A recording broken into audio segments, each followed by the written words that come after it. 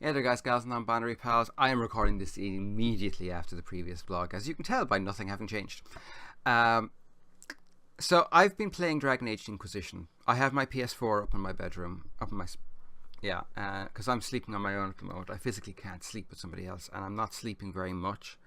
So Dragon Age Inquisition is a wonderful game to play. It's long, it's in-depth, it's a great role-playing game. There's so much to it. And it's a romance sim. It's a dating sim. And that's what I want to talk about today, because while it is awesome and the Knight Enchanter is broken as hell, seriously, Knight Enchanter is just... I got the talk last night. My friends know exactly what I'm talking about. The talk is where someone dates someone that I don't know at all, starts dating someone that I care about, and I basically just say, if you hurt them, I'll hurt you. And I'll leave scars that last a lifetime. Liliana gave me that talk last night.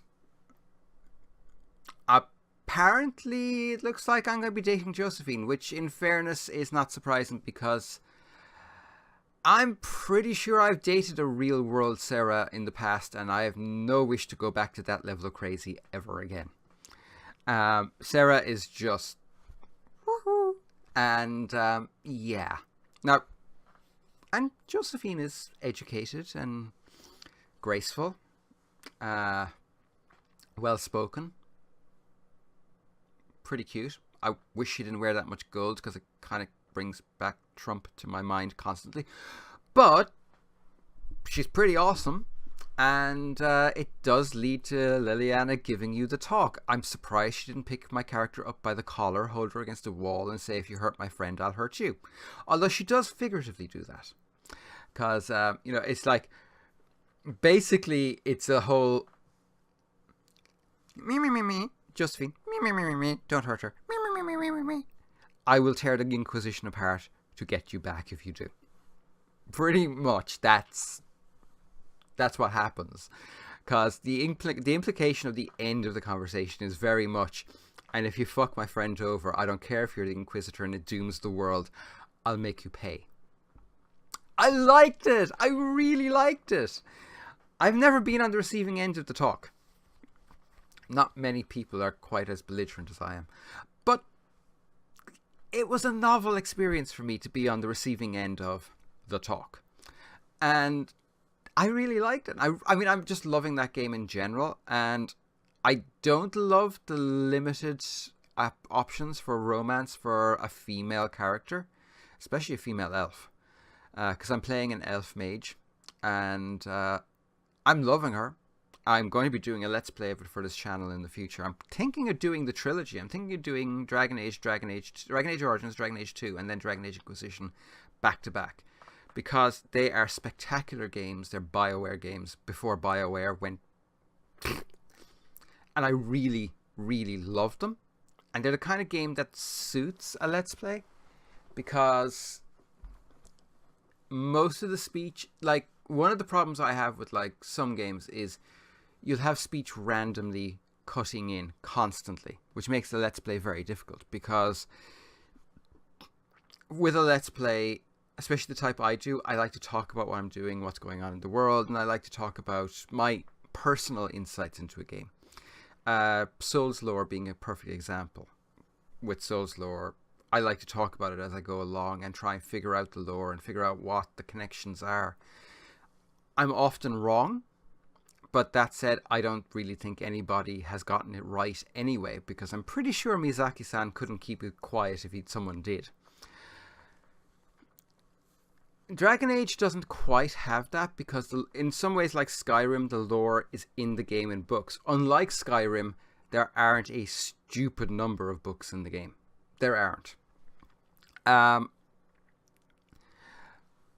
But I also like the fact that they are basically romance sims, and some of them are time limited. Like, for example, if you're playing a female character and you want to hook up with Alistair in the first game, even though it's an old game, I'm not going to spoil it, but there is a point in the game where you can no longer romance him.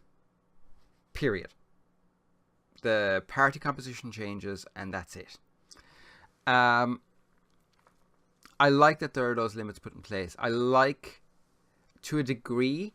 I like the approval system to a degree. I dislike the fact that there's no way of telling where your approval level is, because it makes it virtually impossible to keep track of where your approval actually is with a given character.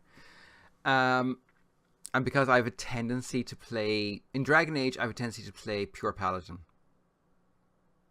like pure paragon, I should say, rather than rogue, because it's the kind of game world that lends itself to you being just a pinnacle of goodness and badassery and heroism. It's kind of what they're about. They're about being a hero when there's no right answers and when there's no good answers. And anyone who's played Dragon Origins through to the end knows what I mean by that. There's no good answers. There's no right answers. There's just answers. And I love them. I love those games so much. I really do. And I have to say, Dragon Age Inquisition is one of the best purchases for my PlayStation 4 I've ever made. I will get it for the PC before I do a Let's Play of it, though, because I want to add a mod. Actually, I want to add a couple of mods. One is a hair mod, because I hate the way the hair is shiny in that game. It pisses me off a lot. There's a mod as well for changing body types. There's a mod that allows you to pick between 3 different body types, and I want to get that because everyone is really fracking skinny. It doesn't make sense, apart from Varix, which makes perfect sense. I think there's a mod that lets you roam. There's a mod that, as far as I know, that allows Cassandra to be bisexual. As far as I know, there's also a mod that allows you to have a solid romance option with Scout Harding rather than just a tryst with Scout Harding. Because, not gonna lie, in reality, I would either be chasing Cassandra or Scout Harding, because rawr. And Krem to a degree, but that opens a whole can of worms that I'm not ready to talk about in this particular video. But yeah, getting the talk from Leliana was kind of interesting, because coming from Dragon Age Origins in particular, I haven't played Dragon Age 2, but coming from Dragon Age Origins, it's kind of shocking, because she's so naive almost and so good-natured. There's not much in the way of sharpness to her character in Dragon Age Origins, or at least there wasn't from my perspective.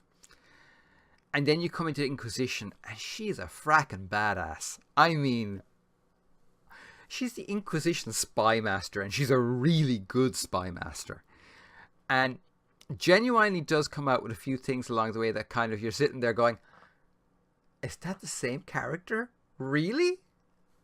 And I'm not going to lie, to begin with, I didn't realize it was the same character. I just thought it was kind of like a certain game, like patches in Dark Souls and Armored Core, and I presume Bloodborne. I haven't found him yet, but I'm sure he's in there somewhere.